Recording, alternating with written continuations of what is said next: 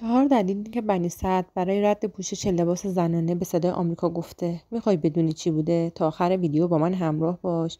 شوکه میشی از شنیدنش.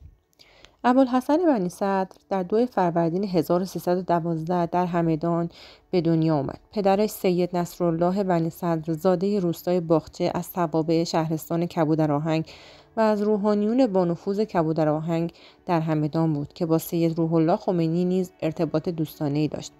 بنی صدر مقطع ابتدایی راهنمایی را در کبودرآهنگ و دیپلم خودش را از دبیرستان شریعتی شهر همدان دریافت کرد. در دانشگاه تهران در رشته اقتصاد تحصیل کرد. 4 سال در مؤسسه مطالعات و تحقیقات اجتماعی تحت ریاست غلامحسین صدیقی فعالیت کرد. پس از 15 خرداد 1342 برای ادامه تحصیلات به فرانسه رفت. از سوربن دکترا گرفت و در آنجا به تدریس پرداخت. او به زبانهای عربی و فرانسوی تسلط داشت. در 7 شهریور 1340 با عذرا حسینی ازدواج کرد که حاصل آن 2 دختر و 1 پسر است. دختر وی فیروزه بنی صدر در سال 1361 با مسعود رجوی ازدواج کرد و پس از 2 سال به خاطر اختلاف نظر ایدئولوژیک از او جدا شد. بنی صدر نماینده دانشجویان دانشکده حقوق دانشگاه تهران در کنگره جبهه ملی ایران در سال 1341 و مسئول سازمان دانشجویان جبهه ملی در دانشگاه تهران بود.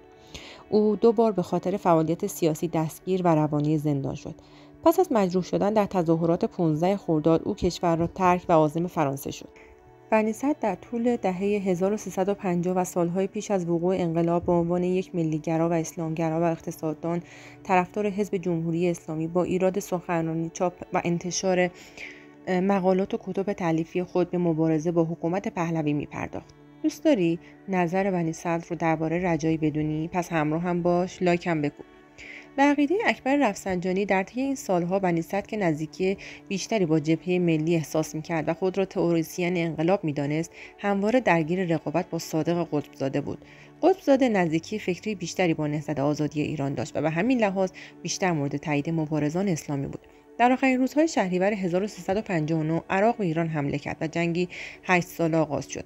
اندکی بعد بنی صدر به عنوان فرمانده کل قوا به دلیل بر ارتش و نحوه اداره جنگ زیر انتقاد شدید حزب جمهوری اسلامی و سپاه نوبنیاد پاسداران رفت. بنی صدر در نامه‌ای رسمی با آقای خمینی وزیر کابینه رجایی را بی‌کفایت و تهدیدی بزرگتر از تجاوز عراق به خاک کشور خواند و شکایت کرد که هشدارهایش در مورد وخیم‌تر شدن اوضاع اقتصادی و پافشاری‌اش بر نیاز به سازماندهی مجدد نیروهای مسلح نادیده گرفته شده است.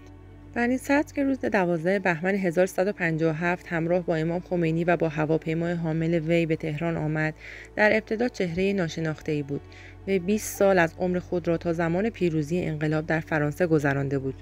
بنی صدر ابتدا در شورای انقلاب عضویت یافت و سپس با سخنرانی‌های مختلف در جامعه و مناظره‌ای که با بابک زهرایی در دانشگاه تهران انجام داد، توانست خود را در میان مردم به عنوان روشنفکر تحصیل کرده طرفدار انقلاب معرفی کند.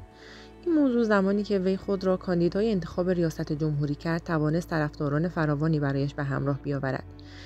میخوای بدونی بنی صدر چه کاری کرد تا اعتماد مسئولان نظام را از دست داد؟ همراه هم بیا، لایک هم بکوب. بنی صدر در اولین انتخابات ریاست جمهوری که در 5 بهمن 1358 به فاصله کمتر از 1 سال پس از پیروزی انقلاب برگزار شد، توانست با حدود 11 میلیون رأی سایر رقیبان خود از جمله محمد حسن آید، صادق قطبزاده، دریادار مدنی، کاظم سامی، صادق طباطبایی، داریوش فروهر و حسن حبیبی را پشت سر گذاشته و به عنوان اولین رئیس جمهور اسلامی ایران انتخاب شود. ریاست جمهوری بنی صدر تنها 17 ماه به طول انجامید. وی در این مدت به تدریج به تمامی نهادهای انقلابی وارد فاز مقابله شد و در کنار عدم توجه به مصوبات قانون مجلس با حمایت از گروه‌هایی چون مجاهدین خلق و میدان دادن به آنها در عرصه سیاسی، اعتماد مسئولان نظام از جمله نمایندگان را به اینکه میتواند فردی مناسب برای اداره کشور باشد سلب کرد. این چنین بود که ابتدا در 20 خرداد 1360 با حکم امام از فرماندهی کل قوا برکنار شد. 11 روز پس از صدور حکم امام، هاشمی رفسنجانی رئیس وقت مجلس گزارش آرای نمایندگان مجلس را در مورد عزل بنی صدر از ریاست جمهوری به اطلاع امام رساند. بر اساس این گزارش در 31 خرداد 1360 لایحه عدم کفایت سیاسی بنی صدر برای ادامه ریاست جمهوری در مجلس به تصویب رسید. به نظرت بنی صدر آدم ترسویی بود یا از زرنگیش بود که رفته و پنهان شده بود؟ نظرتو تو کامنت ها بهم بگو. عزل بنی صدر آغاز زندگی مخفی وی به مدت 5 هفته بود. در این دوره هیچ کس از محل اختفای وی مطلع نبود. رجوی بعدها گفت که مجاهدین خلق بنی صدر را پس از برکناری ریاست جمهوری در خانه واقع در مرکز تهران پنهان کرده بودند. هر روز سندی تازه که تا پیش از آن کمتر اتهامی را بی‌پاسخ می‌گذاشت، در آن شرایط ترجیح داده بود سکوت کند. وقایع 30 خرداد 1360 فضایی به وجود آورده بود که خشم مردم از بنی صدر و مجاهدین روز به روز افزوده میشد و برخی شعار اعدام بنی صدر را سر می‌دادند. در چنین فضایی بود که حدود 1 هفته پس از انتخاب محمد علی رجایی به سمت ریاست جمهوری، بنی صدر از کشور خارج شد. وی و مسعود رجوی، رئیس سازمان مجاهدین خلق، در روز چهارشنبه 7 مرداد 1360 1 فروند هواپیمای بونگ 77 به خلبانی سرهنگ معزی، خلبان ویژه شاه، برای همیشه از ایران رفتند. معزی در دی ماه 1357 پس از آنکه شاه را به مصر و سپس به مراکش برد، در بازگشت از مراکش با تظاهر به جانبداری از انقلاب اسلامی وارد کشور شد، اما در مرداد 1360 در عملیات خارج کردن بنی صدر و رجوی از کشور نقش محوری را ایفا کرد. بنی صدر پس از فرود هواپیما در فرانسه به خانه‌اش در کشن واقع در 3 کیلومتری جنوب پاریس وارد شد.